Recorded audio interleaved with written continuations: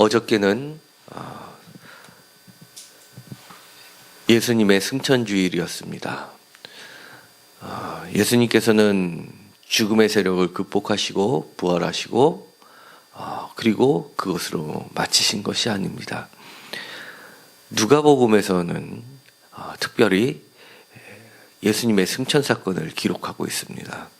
그래서 오늘 읽었었던 본문을 보면은 주님께서 그들을 데리고 가셨습니다. 그리고서는 손을 드시고 그들에게 축복까지 하셨습니다.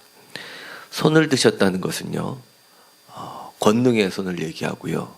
예수님이 살아계셔서 그들과 함께 사역을 하셨을 때 병자들을 고쳐주셨던 손이고 또 마귀의 사탄을 물리치셨던 손이었습니다.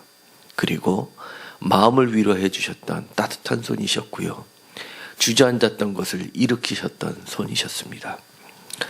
그들은 예수님이 그들 곁에 계시지 않다는 것을 알았을 때는 심한 좌절과 불안으로 떨었을 것입니다.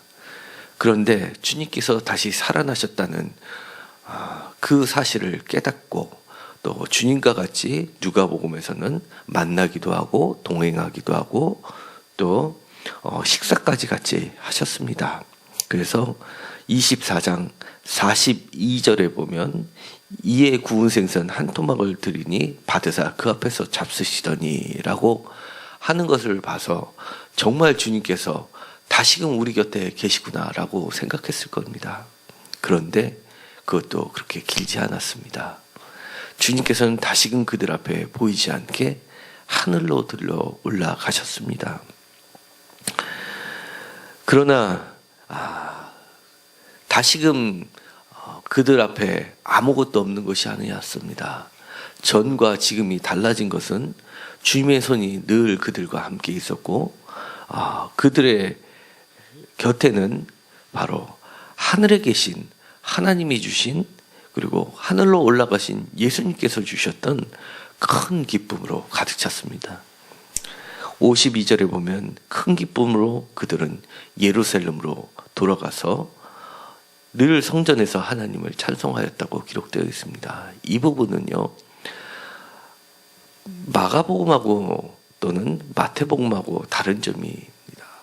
마태복음만 하더라도 그들이 어디로 갔냐면 갈릴리로 갔습니다.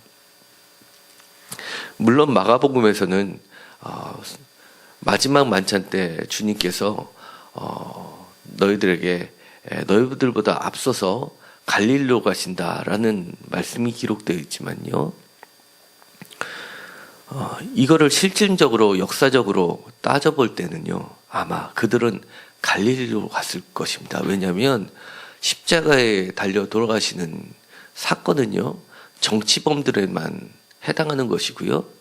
또 예수님을 신문하셨던 그 신문의 자리에서는 그리고 또 베드로가 부인했었던 여인네 앞에서 도망가듯이 부인했었던 그 사건 바로 앞에는 너가 바로 그 도당이냐라는 말을 들었기 때문이다. 도당이라는 것은 예수님 한 사람만의 문제가 아니라 예수님을 쫓던 많은 무리들, 지금으로 얘기하면 하나의 정당, 한 파, 이 정도가 될 겁니다.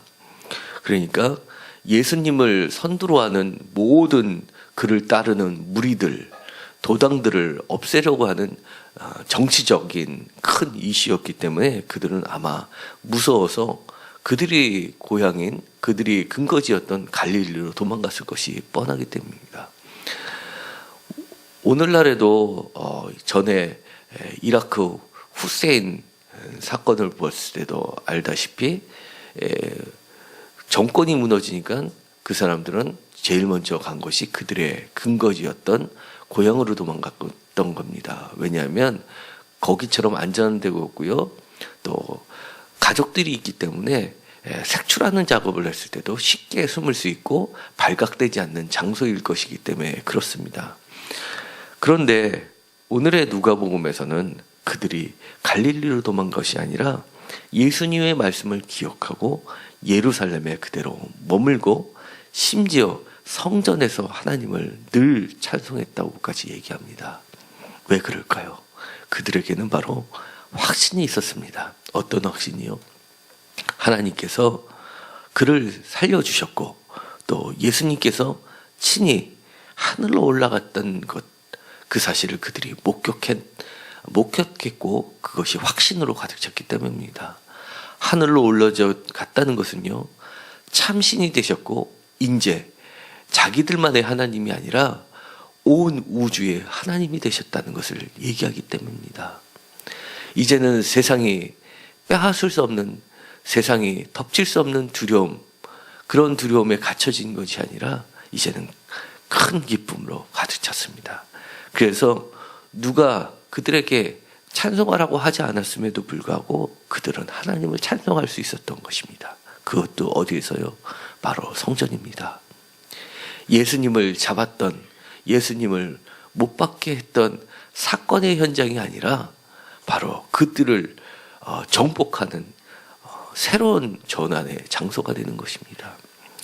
성전은요, 주님께서 청소했던 곳이고요, 그곳에서 만민이 기도하는 집이었고요, 그리고 그곳에서 하나님의 임재를 기다릴 수 있었던 장소로 회복된 것이었습니다. 이제는 저희들도 새로운 희망을 갖게 됩니다.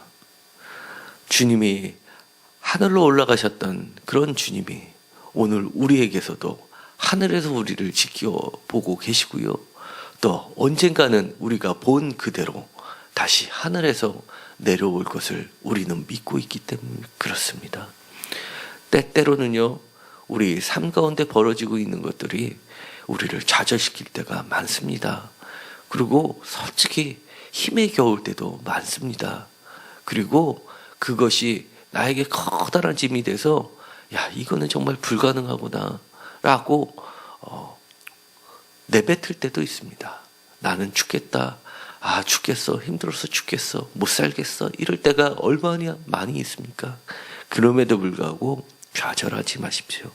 그때마다 우리에게 내미시는 예수님의 손을 기억하시고 다시금 자리에 일어나십시오. 그리고 우리가 우리의 눈을 들어서 하나님을 바라보시고 예수님을 바라보시고 그리고 예루살렘으로 다시금 돌아가십시오. 도망가지 마시고 그 삶의 현장으로 맞붙어서 나아가십시오. 예루살렘은요, 바로 주님께서 약속하신 곳이고 성령을 주시겠다고 약속하셨던 장소입니다. 우리는 무조건 예루살렘으로 돌아가는 것이 아닙니다.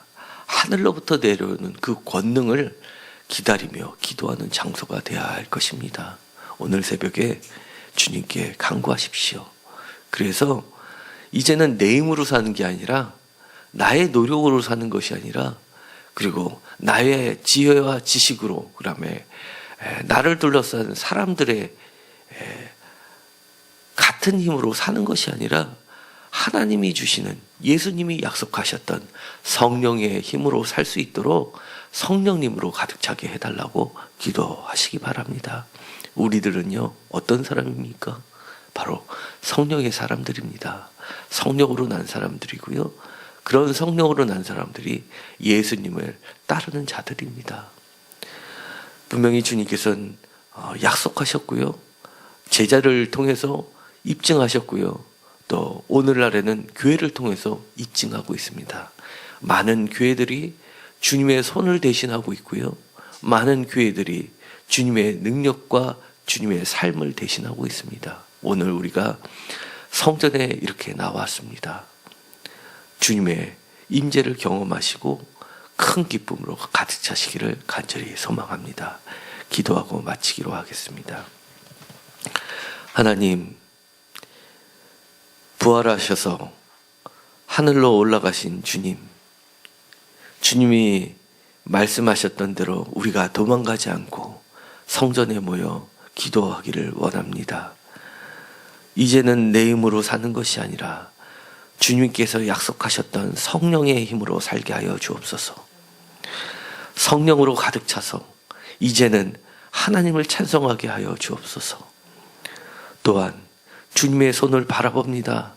병자를 일으켰던 주님의 손, 준저한다던 자를 다시금 일으키셨던 손, 그리고 권능의 손을 바라봅니다.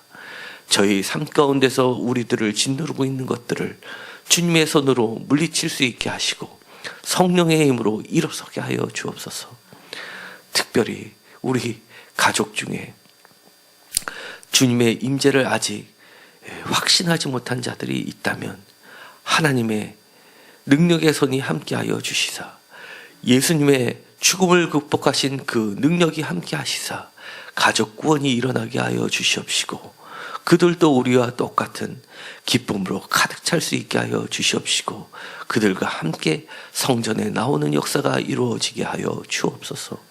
하나님, 주님을 믿는다 했던 자가 우리 가족과 가까운 곳에서 다시금 주님을 떠나서 멀리 다른 곳으로 간 자들이 있다면 그들에게도 함께하여 주시사 그들의 믿음을 회복시켜 주시옵시고 예수님이 죽었다는 것만을 경험한 자들이 되지 않게 하시고 다시금 살아나셔서 하늘로 올라가셔서 우리와 함께 있음을 다시금 회복시키는 자들이 되게 하여 주옵소서. 우리 주변에 있는 그들을 다시금 회복시키는 능력이 우리의 삶 가운데 있게 하여 주시옵시고 우리가 늘 성전에서 기도에 힘쓸 수 있게 하여 주옵소서. 오직 성령의 힘으로 우리도 살 수 있게 하여 주옵소서. 예수님의 이름으로 기도드렸습니다. 아멘.